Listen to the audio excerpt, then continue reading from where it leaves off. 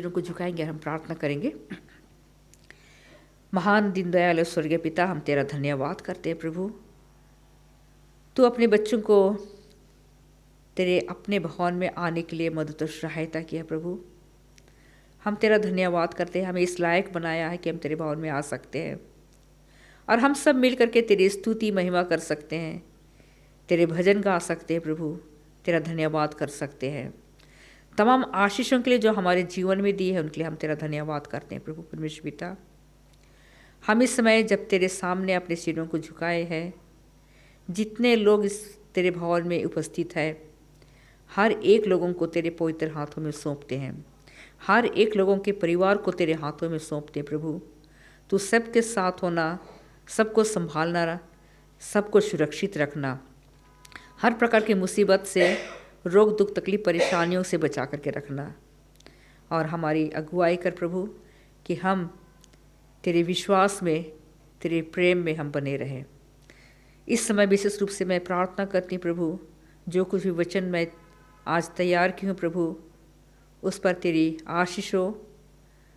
तू अपना वचन दे ताकि मैं पेश कर सकूं और इन वचनों के द्वारा हम आशीष पा सकें। जितने बुजुर्ग हैं उन्हें भी तेरे पवित्र हाथों में सौंपते हैं, उनके संग साथ भी होना। हमारे हर प्रकार के पाप अपराधों को जो क्षमा कर। इस प्रार्थना को हम यीशु मसीह के नाम से मांगते हैं, तो दया करके सुनो, ग्रहण कर। आमीन। बैठ जाएंगे।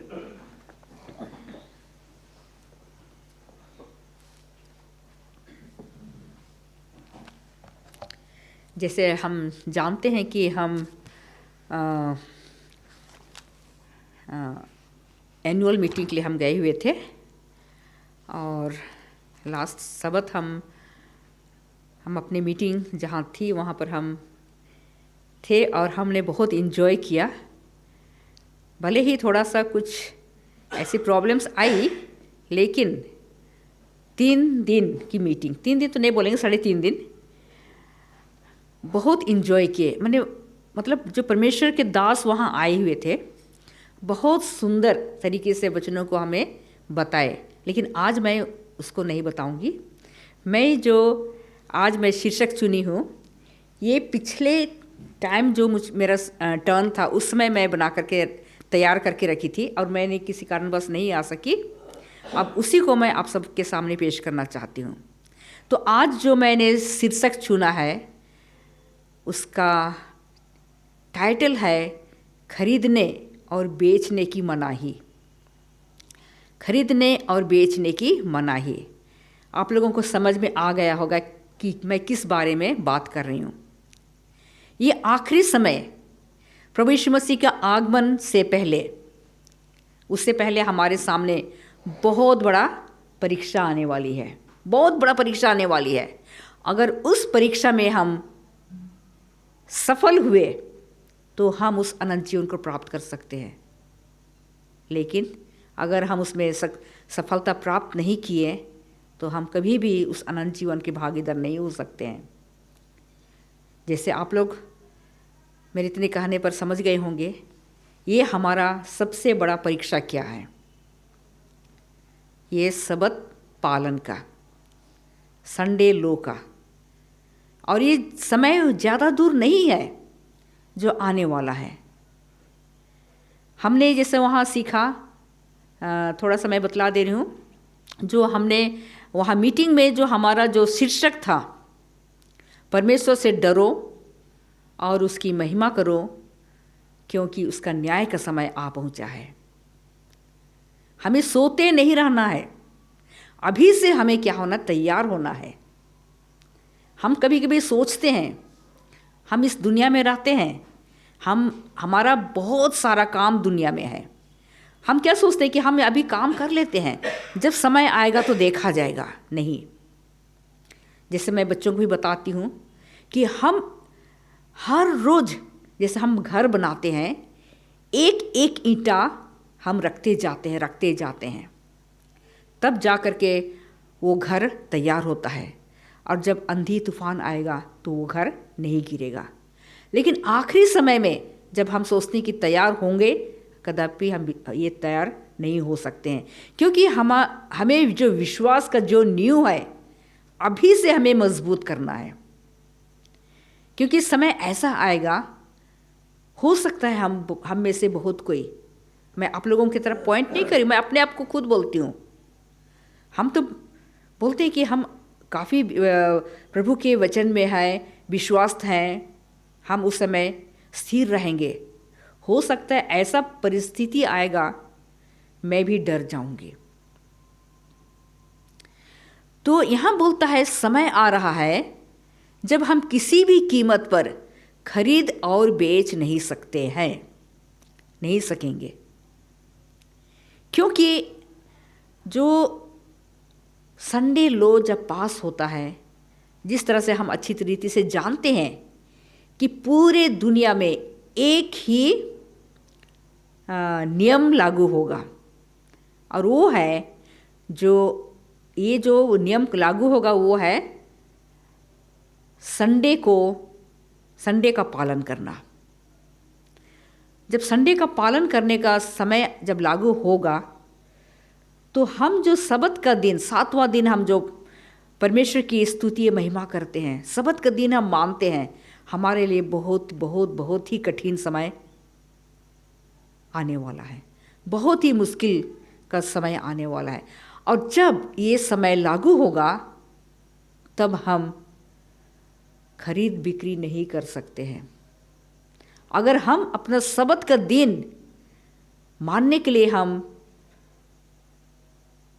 इसमें हम दृढ़ बने रहते हैं, तो हम खरीद बिक्री नहीं कर सकते हैं, नहीं सकेंगे।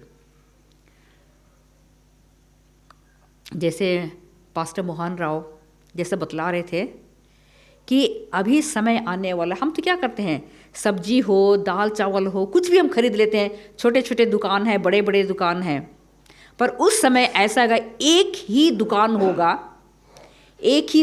होगा और उसमें सब कुछ मिलेगा, छोटे छोटे दुकान वगैरह नहीं होंगे। और वहीं जा कर के अगर हम सबत पालन करेंगे तो हमें खरीदने नहीं दिया जाएगा। तो हम अपने मनों को अभी से तैयार करें और हम घबराएं नहीं। लेकिन परमेश्वर हमसे वादा भी करता है, अगर हम उसके विश्वास में अगर हम मजबूत हैं, स्ट्रोंग हैं, तो परमेश्वर अपने बच्चों को छोड़ेगा नहीं कभी भी। बोलता है कि लेकिन परमेश्वर हमें खरीदने और बेचने पर प्रतिबंध लगाने से पहले ही बचा लेंगे। तो हमें घबराने की ज़रूरत नहीं है। हम बाइबल में बहुत सारी कहानियों को हम देखते हैं।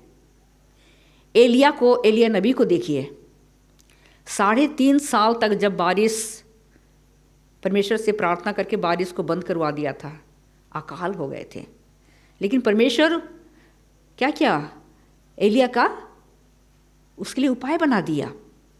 परमेश्वर ने कहा करेत नाला के पास जा, वहाँ रहा और वहाँ नाला में से पानी पिया कर, और कौवे उसके लिए भोजन लाते थे।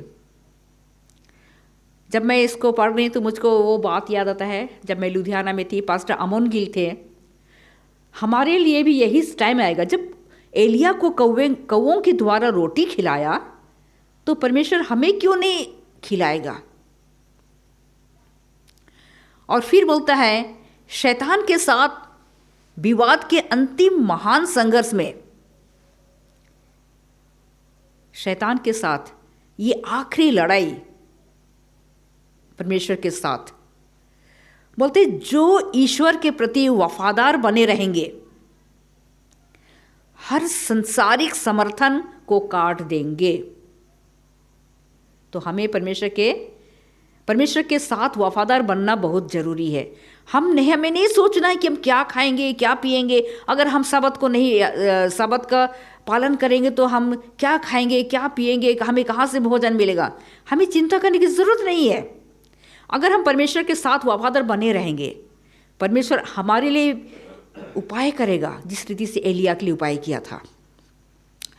और बोलता है क्योंकि वे संसारिक शक्तियों के पालन में उसके कानून को तोड़ने से इनकार करते हैं, उन्हें खरीदने और बेचने के लिए मना किया जाएगा।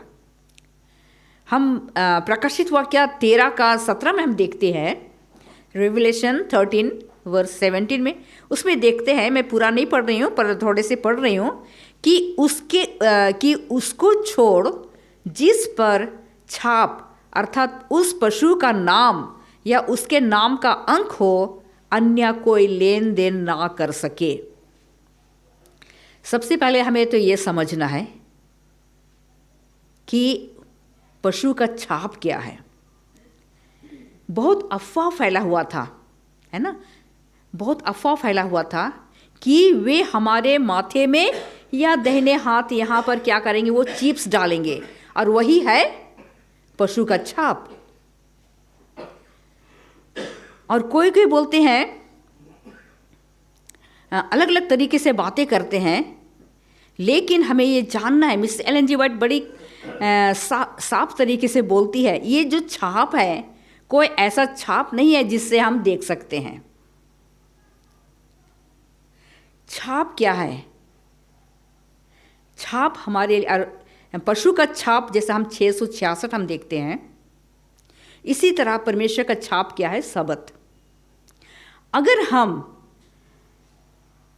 रविवार पालन करने के लिए हम सोचते हैं, हमारा दिमाग है यहाँ पर, हम सोचते हैं हम डर जाएंगे, है ना, हमें खरीद बिक्री करने नहीं दिया जाएगा, हमें भागना पड़ेगा, घर को छोड़ करके भागना पड़ेगा, तो हम सोचते हैं कि नहीं, हमें क्या करना है, हम रविवार पालन कर ही लेते हैं, तब हम भूखे भी नहीं मारेंगे, हमें घर में भी रहने दिया जाएगा। तो हमने अपना छाप कहाँ लगा लिया? अपने माथे पर लगा लिया। फिर हम उनके साथ सहयोग करते हैं रविवार पालन करने में, तो हमारे दाहिने हाथ में वो छाप लग जाता है। तो यहाँ बोलता है, समय आ रहा है जब ईश्वर के लोग उत्पीड़न महसूस करेंगे, तकलीफ होगी, परेशान होंगे, लेकिन हमारा विश्वास जब बहुत मजबूत होता है परमेश्वर पर, परमेश्वर हमें संभालेंगे, क्योंकि वे 7वें दिन को पवित्र मानते हैं। समय आ रहा है जब परमेश्वर की आज्ञाओं का पालन करने वाले ना तो खरीद सकेंगे और ना ही बेच सकेंगे। यदि परमेश्वर ने आपको धन दिया है तो अपने आप को अपने विश्वास के प्रति वफादार दिखाएं, अपने गुणों को खोल दें और अपनी प्रतिभाओं को बदलें। बहुत ज़रूरी है। सबसे पहले तो हमें डरना नहीं है। जैसे हमने प्रकाशित वाक्य 14 का 6 और 7 अगर हम देखते हैं तो वहाँ क्या बोलता है? परमेश्वर से डरो और उसकी महिमा करो, क्योंकि उसका न्याय करने का समय आ पहुँचा है। हमें उन लोगों से डरना नहीं है, वो हमें अनंत जीवन नहीं देंगे, लेकिन हमें परमेश्वर से डरना है। जब हम परमेश्वर से डरते हैं, उसका सम्मान करते हैं। परमेश्वर से डरने का क्या मतलब है? उसका आदर करना, उसका रेस्पेक्ट करना, उसकी आज्ञाओं का पालन करना, उसकी इच्छाओं को पूरा करना, यही है परमेश्वर से डरो। जब हम परमेश्वर से डरते हैं तो परमेश्वर हमसे वादा किए हैं हमें वो अनंत जीवन देने के लिए, हमें अपने साथ वो स्वर्ग ले जाएंगे। ट्रेड यूनियनों में से एक एजेंसी होगी जो इस धरती पर मुसीबत का समय लाएगी। देखो, एक यूनिटी होएगी जो सबत पालन करने वालों के लिए मुसीबत ले आएगी। जो लोग इन यूनियनों के साथ एकजुट होने से इनकार करेंगे, है ना, उनके साथ शामिल, उनके साथ मिलने के लिए हम अगर इनकार करते हैं, उनका जीवन संकट में होगा। हम नहीं जानते कैसा कैसा हमें संकट का, मुसीबत सामना करना पड़ेगा। हो सकता है हम अपने घरों को छोड़ करके हमें भागना पड़ेगा, जंगलों में, है ना, पहाड़ों में, गुफाओं में छिपना पड़ेगा। हो सकता है हमें जेल में भी जाना पड़े, हो सकता है हमें तलवार से भी मार डाला जाए, लेकिन उसके लिए हमें क्या करना है? अभी से तैयार होना है। जब हम अभी से तैयार होते हैं तो हमारा विश्वास क्या होता है? मजबूत होगा। यहाँ पर और एक पास्टर अमोन गिर बोल रहे थे, जब हम अपने घरों को छोड़ करके जंगलों में, पहाड़ों में, गुफाओं में भागेंगे, और ये जो चिप्स का बात जो बोल रहे हैं, पास्टर मोहन राव भी बता रहे थे, ये चिप्स हमारे हाथों में डाला जाएगा, क्योंकि अभी हमारे पास बहुत सारे अलग अलग कार्ड्स हैं, है ना। ATM कार्ड है, आधार कार्ड है, वोटर कार्ड है, भी बहुत सारे कार्ड्स हैं। उसमें वो ज़रूरत नहीं होगी।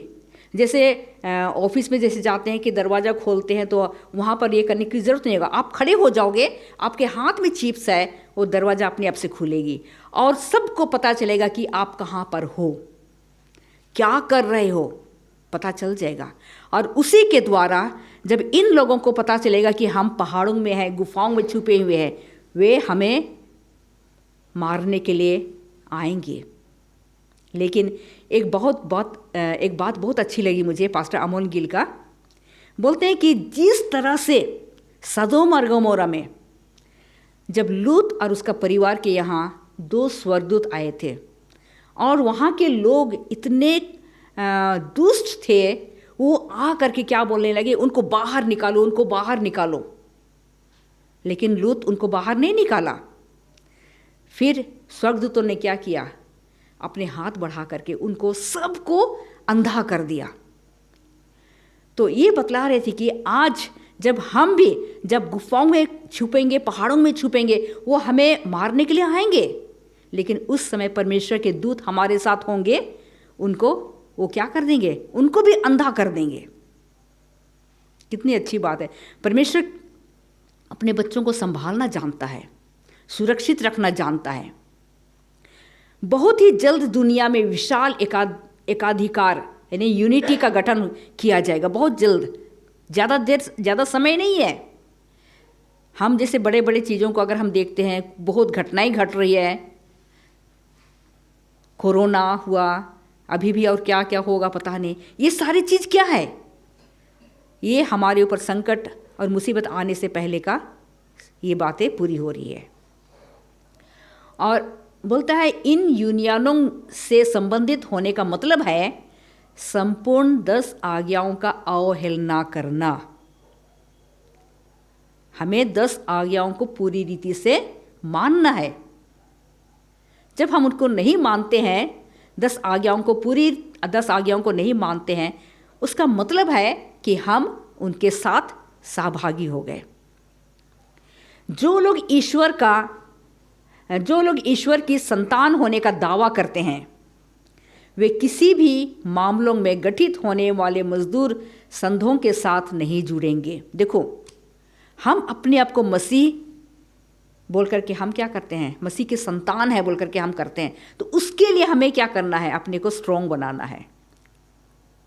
और हम उनके संघों या उनके साथ में हम नहीं जुड़ेंगे।